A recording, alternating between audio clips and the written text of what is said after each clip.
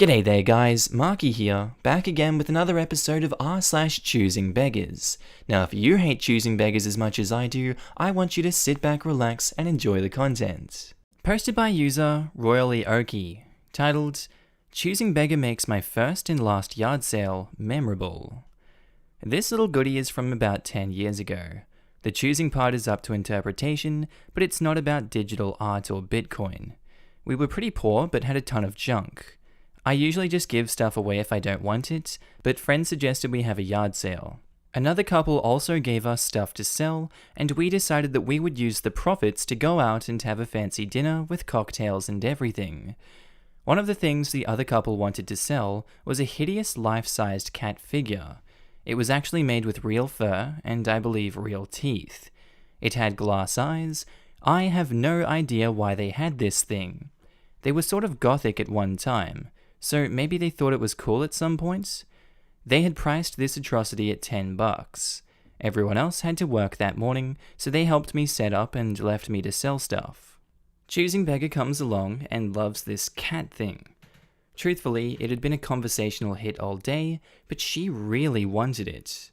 She asked if I could discount it all. I said sure, how about $7? She was thinking $2. I said that I couldn't really because it was someone else's and they had given me the price. She tells me that she had no money and that she's disabled and can't afford to eat, etc. I explained again why I can't just give it to her for $2. She comes back an hour later, picks up a bunch of stuff, and asks for a discount. I say sure and heavily discount the stuff. The weird thing is that it comes to more than the $7 I wanted for the cat.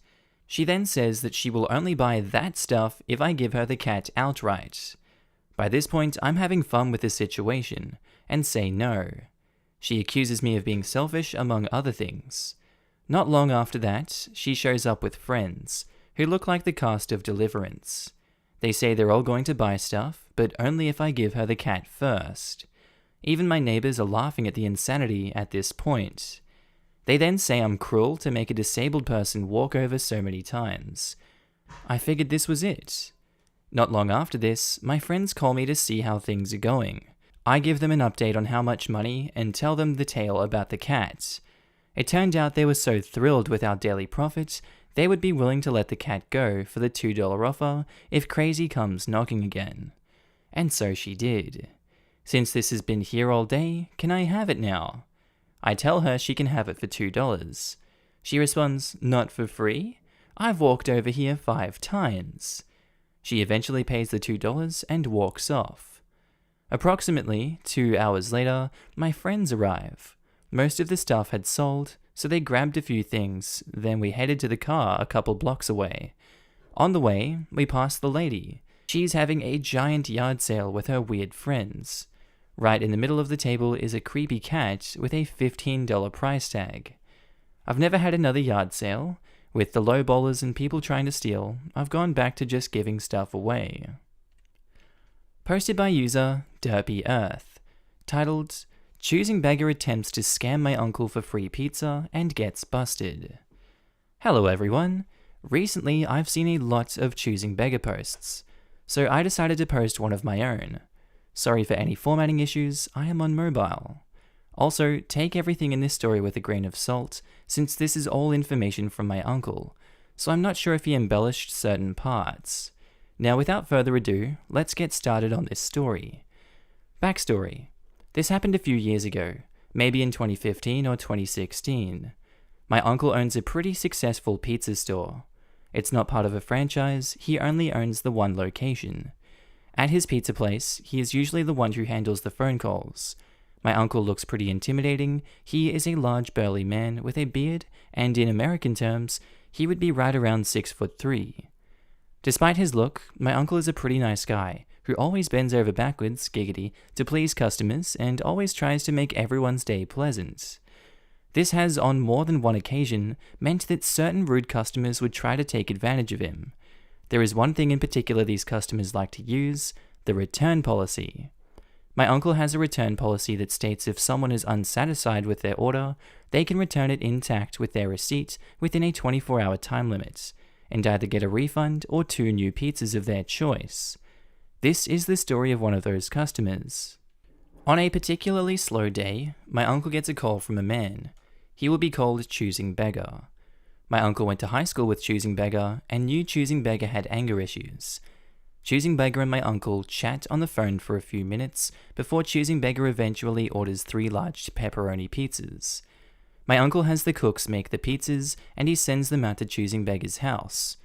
2 hours later, my uncle gets a phone call from the Choosing Beggar. "Hello, Opie's uncle. This is Choosing Beggar. I ordered 3 pizzas earlier today." "Yes, I remember. Do you have a problem?" "Yes. I was unsatisfied with my order. I would like to request to trade them in for 6 new pizzas." "No problem. What pizzas would you like?" "I'd like 6 Supremes." Supreme is an extra large pizza with ham, beef, chicken, and 3 different types of Italian cheese. It's also the most expensive pizza my uncle sells. "Is that okay?" "Sure, anything for an old friend. You just have to return the 3 pizzas you bought with the receipt, and I'll gladly serve them up for you." About that. Me and my family already ate those pizzas, but can we still get the new ones anyway? My kids are still hungry." "I'm sorry, man, but I can't do that. It's the store policy." "Come on, dude, I can't afford it. Please, can we just get them for free?" "Sorry, Choosing Beggar. No means no. I'd love to help you, but I can't." He now says angrily, "Bullcrap. You can't even help an old friend. I'll be there in an hour. My pizzas better be ready, or I'll never order here again." Choosing Beggar then hangs up. My uncle decides to make Choosing Beggar's pizza anyway. He doesn't think losing a friend was worth a few pizzas. So he tells the cooks to make 6 Supremes. An hour later, Choosing Beggar arrives at my uncle's pizza place in a brand new top-of-the-line sports car. Can't afford it my ass. And he was furious. "You better have my frickin' pizzas ready now, dip crap. Honestly, what is my friendship worth to you that you would trade for 6 frickin' pizzas?" "Choosing Beggar, please calm down. You're disturbing the other customer." "I don't frickin' care about the other customers. I could buy the other customers if I wanted. Give me my goddamn pizzas. The customer is always right." Choosing Beggar then proceeds to freak out because of his anger management issues. Starts trashing the tables and chairs. My uncle then gets up from behind the counter and gets up in Choosing Beggar's face and tells him to sit down and that his pizzas would be ready soon. Since my uncle was a big burly wall of a man, Choosing Beggar sits down with a whimper. My uncle already had his pizzas prepared, but after that outburst, he sure as hell wasn't going to give them to Choosing Beggar. He called the police, and they arrived 10 minutes later. One of them restrained Choosing Beggar, and the other looked over the camera footage with my uncle. Choosing Beggar was later arrested, and my uncle ended up giving the 6 pizzas away to the police officers as a thank you. The whole incident also inspired my uncle to change his return policy. Posted by user I Tried It at Home, titled Family Beggar. A few years ago, my husband and I were midway through construction on a house in the Puget Sound when my brother and his wife decided to stop in for a look-see on the way back down from her parents' house to Oregon, where they live. My husband architected the house, and I was the interiors architect and site manager. And even at that early stage, if I may say so, the house looked like it came straight from the pages of Dwell magazine. Long story short, we had to cut that visit short because, after arguing with my sister-in-law that she couldn't leave my nephew asleep in their car on a busy street, ! In brackets, she left him in my care while wandering off to inspect the house, and he acted like an absolute terror. Somewhere in between him running around screaming, throwing rocks at us and the house/windows, ignoring pleas not to run up a flight of temporary and very dangerous stairs, my sister-in-law casually mentioned that they would not be able to go to lunch with us as planned. By that time, I was well worn out, so I didn't think much of it.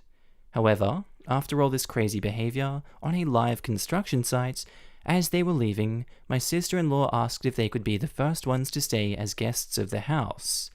I thought my sister-in-law's ask was a bit rude, especially considering the circumstances, but thinking it would bring us all closer, I said something like, "If it works out, sure."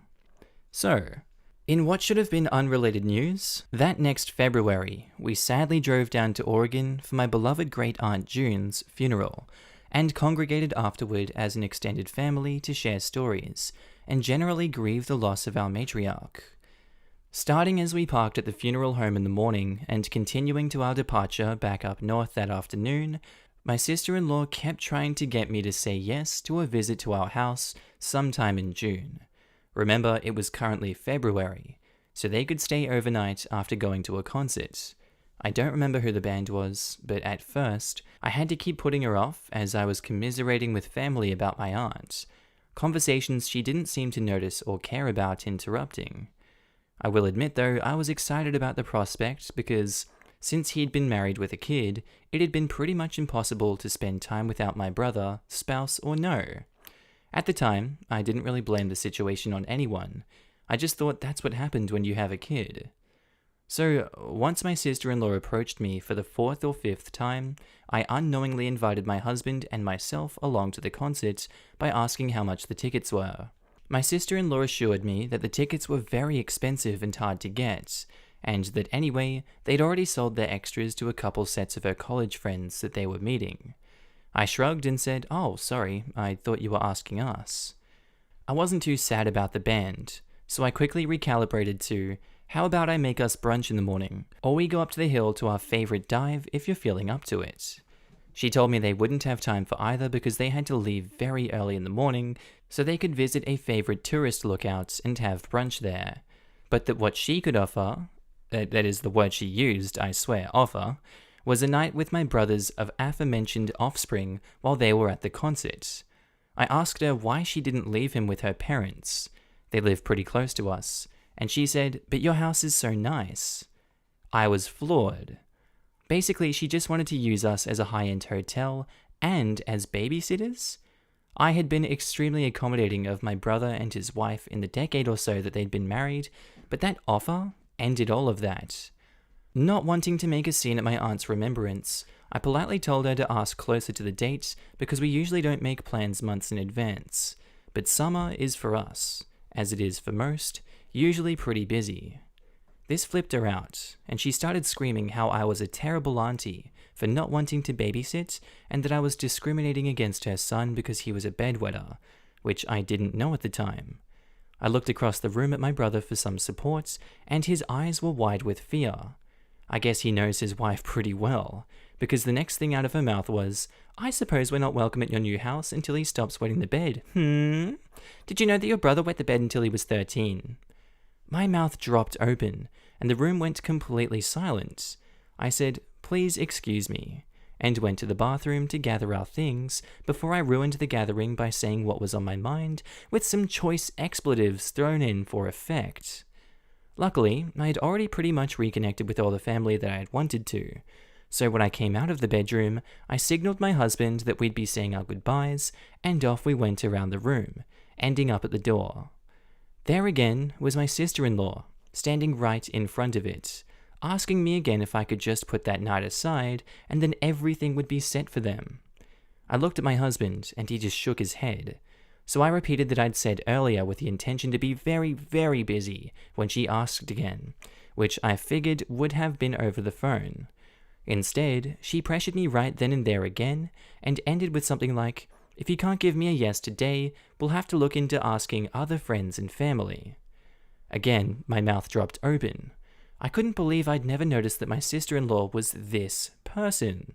But then, as I mentioned, they could never really be bothered to spend any time with us that wasn't mandated by group holidays, and, well, funerals. Anyway, I quickly recovered, and with my new glasses on, told her she probably should start exploring the other options she'd mentioned. I thought about saying more, but then I just turned around and left with my husband in tow. Once we were settled into the drive on the interstate, I asked my husband, like you do after stuff like this, if he thought I'd been too harsh. He laughed and said he'd been ready to jump in with some choice words, but that it was much more fun to watch me polite her to death. Then I had to laugh because polite isn't exactly my base MO, but I guess when I want to get really nasty, I get polite? Anyhow, I'm not sure how to end the story, as dealing with my sister-in-law has become an ongoing search for polite ways to say no bloody way, but at least I see her for who she is, and very infrequently at that. P.S. For anyone wondering why I talk so harshly about my brother's kid, Please note that I took 2 unpaid weeks off work when he was an infant in the NICU, so that I could take the night shift off my brother's shoulders.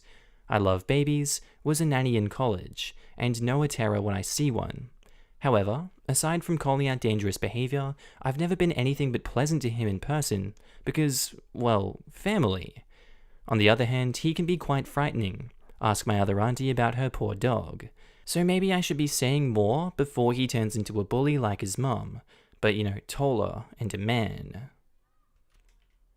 Posted by user Avocado with Tomato. Choosing Beggar sees the word free and doesn't read the rest.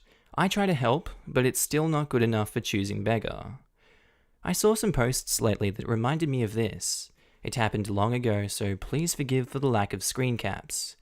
For some quick context, I run a small online store that makes party favors and other custom merch. One thing I do is offer to help customers create a design for the specific items they're ordering if they do not have a pre-existing design or don't know how to make one. I do say in my storefront, free design with purchases over X dollars. Design fees will apply for smaller orders. Well, Choosing Beggar contacted me with the following. 1. She saw my store and wanted my free design services. She needed 5 designs. 2. She wasn't planning to order any physical items from my store. Someone locally made them for cheaper. 3. She had already paid someone to make the designs and they didn't want to keep making changes after she still wasn't happy with the revisions. So she hated those designs and she wouldn't be paying twice for the same work and was happy I worked for free. 4. How fast could I have the designs finished if she gave me all the details today? She needed them fast because this was all for a cancer fundraiser for a friend's kid, and the other person doing a bad work has put her behind schedule. I surely could rush it for her, right? Offended as I was by all the demands while still assuming I would work for free because she couldn't read a whole sentence? Free design with purchase over X dollars? The last part made me try to be nice. I explained her mistake politely, and to please read again the info in the store so she could see the free design work is only for big orders. We do not work for free and we do not even offer design work as a separate service. It only applies to customers buying physical items. I quoted her what 5 designs would cost if she did want to order from us, but also tried to help by suggesting if she needed cheap graphic design work to still order locally due to deadlines, to try Fiverr. I explained quickly how it works. Not that I know much, I have never used it myself, and linked her to it. Her reply was cringeworthy. Pretty much, she threw a tantrum because I expected her to pay for something she already paid for once and didn't like. She also didn't want to use Fiverr because it costed money and sounded scammy. In addition to that, she tried to talk me into doing the work for free and write it off my taxes as charity. I didn't reply further. Had she approached me politely, I would have probably offered a discount or only charged for half the design fees. But I hate people who, I'm pretty sure purposedly, misread your information and just act like being a small business means you don't need to get paid, or just like creative work has no value. If it's so easy, do it yourself. Posted by user Runaway Lady, titled Bulletproof Beggar. So, I'm a long-time lurker here, but I never really thought I'd have a good opportunity to post about a Choosing Beggar. Sorry, this gets a bit long. So, obviously, due to COVID-19, a lot of people are struggling and out of work. My brother and his wife both lost their jobs due to the pandemic, and because they were previously contracted to work out of the US, they're not eligible for unemployment. I'll call them B and sister-in-law. They also lived in corporate housing in Japan that came with the brother's job, so not only are they out of work, but they're suddenly homeless. Crappy situation for sure, but not really in anyone's control.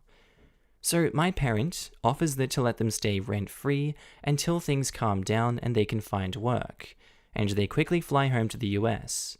This is when my parents find out they have no money, nothing in savings, despite both making 6 figures in Japan, just a little bit of cash from their last paychecks.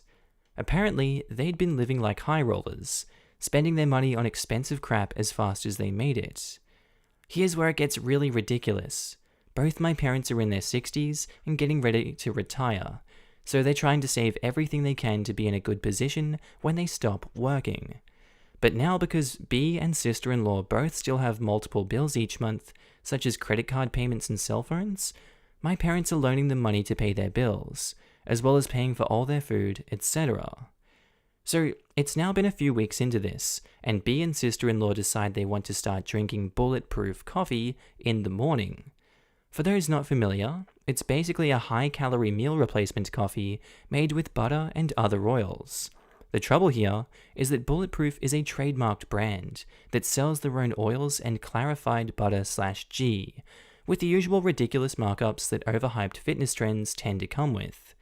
It's also worth mentioning that there are about 8.3 million fitness blogs with much cheaper DUP recipes. So my mum, trying to be supportive, takes the time to make them fresh, homemade, clarified butter to use in their coffee each day, for the price of regular store-bought coffee. However, my sister-in-law refuses to use it because it isn't grass-fed butter. My mother calls me in tears because B and sister-in-law are accusing her of judging their life by insisting on buying them cheap food and suggesting that they get a job at a delivery company if they want special groceries.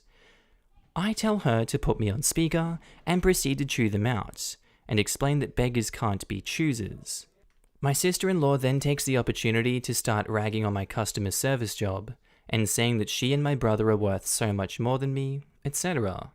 So I, of course, am done with it, and point out that while I might have a low-wage customer service job, I am paying all my own bills, and have money in the bank. Good lord, my brother and I were raised exactly the same. I have no idea what happened to make him such a choosing beggar. Posted by user Don't Even Mind, titled, Chronic A-hole gets banned from gas station over a 50-cent tax.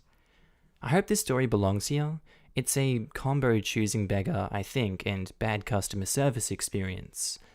I used to work at a convenience store, Quick Trip, for anyone who lives in Wisconsin or Minnesota. Shout out to you guys.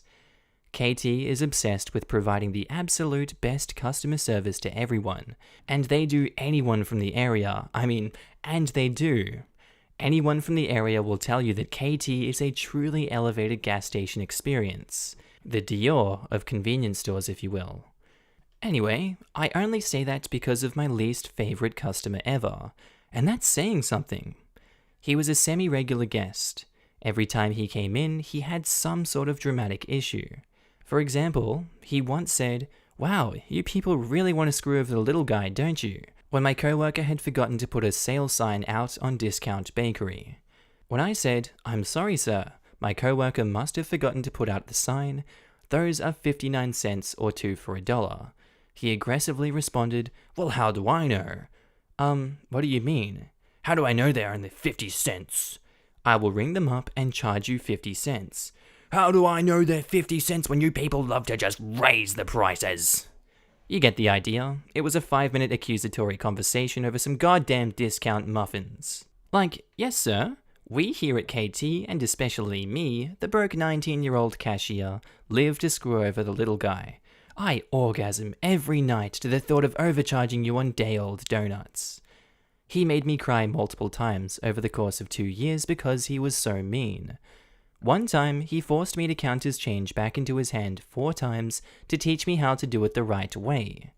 Another time, he collected a bunch of old pennies out of the dishes to forge his own bullets with so he could be prepared when the lefty libs overstepped their boundaries. He then looked me in the eyes and said, "You'd better be on the right side, OP." Nothing personal, kiddo. Teleports behind you, stabs you through the middle with a katana. I faked laughed like it was a joke, and he just kept staring at me straight-faced. Anyway, finally, after years of unreasonable and aggressive demands, he crossed the line. Again, the line at Quick Trip is difficult to cross. The owner's phone number is posted in the bathroom so people can call and complain that it's dirty. You get the idea. The event in question, he brought in a coupon that was buy one get one on Copenhagen. I rang him up and sent him on his way, thanking my lucky stars that he hadn't done anything horrible. 2 minutes later, he stormed back into the store, waving his receipt. Why did I get charged for the one I didn't buy? He was charged tax on it. The tax was under 50 cents if I remembered correctly. You bought 2 cans of Coke, sir. The second was free, but the state still charges a tax. I didn't buy that one, so why am I being charged for it? This went on for a while. After a few minutes, while I dug the coupon back out and read the small print out loud to him, my manager came by. She saw what was causing a hold-up and took over. Bless, because I probably would have just given him the 50 cents to make him go away. She refused to refund his tax, saying it was against state law. Show me the law! Well, sir, it's the law. I don't physically own the law. And so on. He refused to leave the store until we refunded the tax on his free dip. After 20 minutes, my manager called the cops and they escorted him out. He was banned from the store and all over a minuscule tax charge on a free product. To this day, I've never had such a moment of pure, unadulterated joy.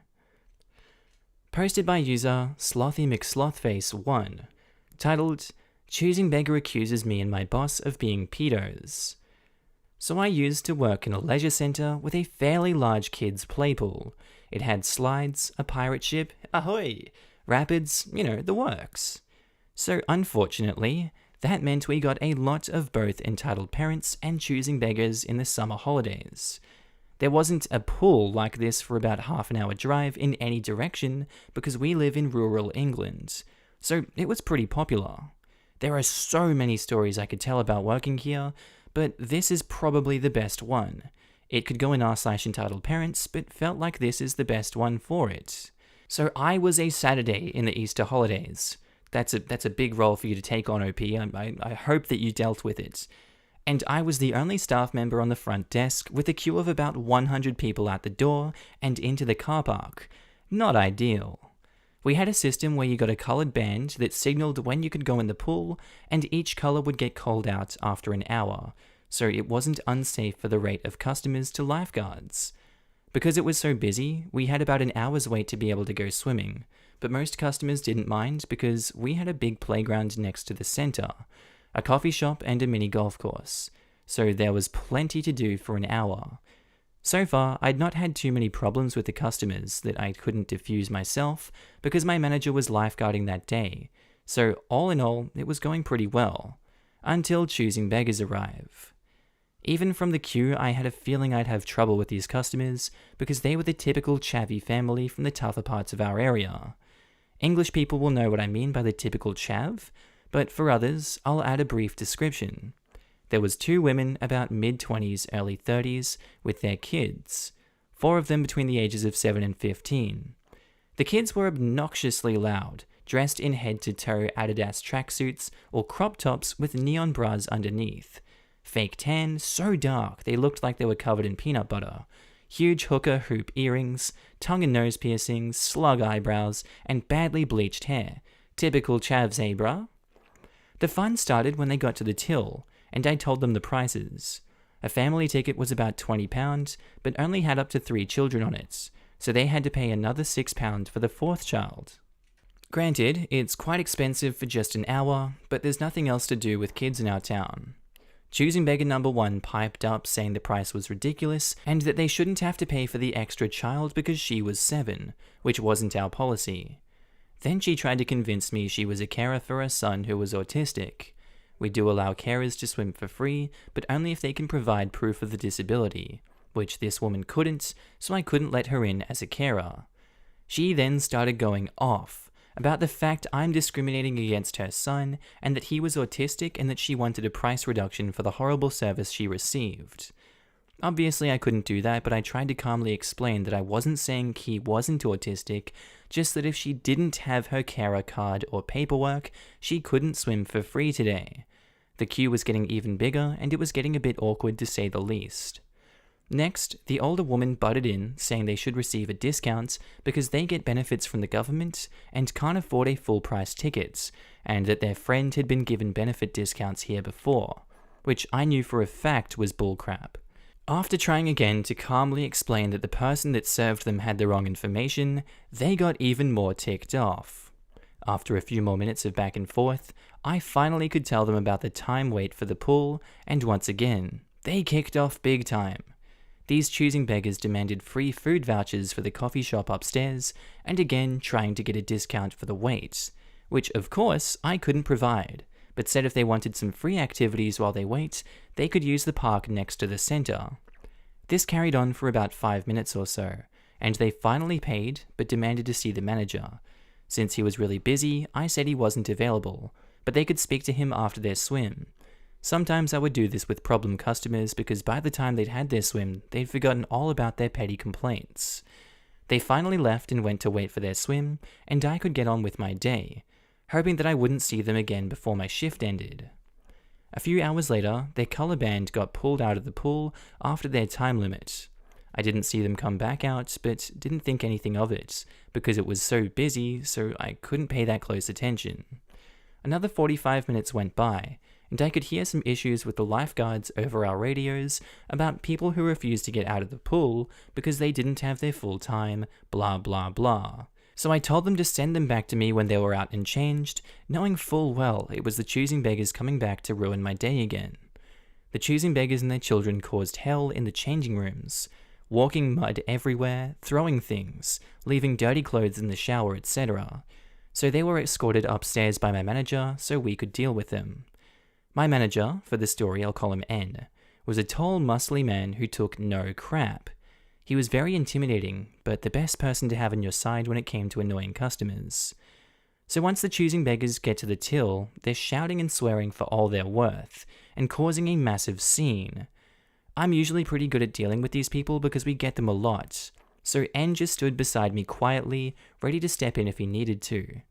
The choosing beggars and the 2 older girls who were with them continued to call me a stupid fudging tramp, saying I'd overcharged them and insulted their brother for being autistic, and I'd been generally rude to them for being on benefits. More insults were thrown and demands for a refund, which I told them they wouldn't be getting, showing them the paper with the times of each color to prove they got their time in the pool. At this point, these choosing beggars were red with anger and flinging even more insults at me, with other customers in queue even telling them off for swearing. What they said next I was not expecting, and just proves their desperation for a refund. The older of the mothers, CB number 2, started saying that there were cameras in the changing rooms spying on their children and recording them getting changed, and saying she was going to call the police and have both me and my manager arrested for pedophilia. I was just dumbfounded and had no clue what to say. I know for a fact there are not cameras in the changing rooms, only in the corridors to protect the lockers from theft, and they most definitely don't point into the changing rooms at all. At this point, I looked at N for help, seeing as she threatened to call the police. He just repeated what I said, and the older of the choosing beggars' children accused N of touching her when she was in the pool, and started shouting that he was I'm not going to say that, and demanding a refund and compensation for her trauma in front of the entire queue of customers. N and I didn't say anything for a second, and the choosing beggars looked very smug as if they'd gotten us, and would finally get some money out of us. Nope. N had proof on CCTV that he wasn't even in or near the pool when they were there, so they were lying. Not happy about being caught in a lie, the older woman threw her wristbands from the swim session and some of the food wrappers in the hand at me, and N proceeded to call him a nonce. British slang for a pedo? I'm not sure that's the British slang, but okay. And me, a fat stupid tramp, and other such insults, as they walked out the door, kicking over the displays and throwing stock at us from the door, which hit some queuing customers in the crossfire. All that fuss for £26. These choosing beggars aren't quite the worst I'd had at my old job, but it's definitely up there. I have no clue how I lasted another year at that place. G'day there guys, Outro Markee here. Hope you enjoyed the episode as much as I enjoyed making it today. If you did, be sure to like, comment and subscribe. Tell me what you thought about it down below. Also, if you like memes, be sure to head on over to my second channel, Markee 2. It should be one of the sexy Australian faces on screen, the one without the flag. It's my latest and greatest creation, and I hope you like it. Also, I'd like to give a huge shout out to my channel members and Patreon subscribers. You guys do so much good for me, and the support goes without saying, but I'm gonna say it anyway. I love you guys, and I appreciate all the help and support you provide me on this channel. Also, if you want to join the family, links are down in the description below, or click that join button next to the subscribe button. Anyway guys, I hope you enjoyed that one today. I'll see you in the next one. Bye!